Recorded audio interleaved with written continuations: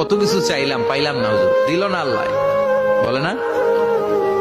আপনার সব দোয়া কবুল, আপনি যত দোয়া করছেন সব কবুল, কারণ আল্লাহর কাছে কিছু চাইলে আল্লাহ ফিরায় দিতে জানে না, আল্লাহ জানেই না কেমনে ফিরায় দিতে হয়।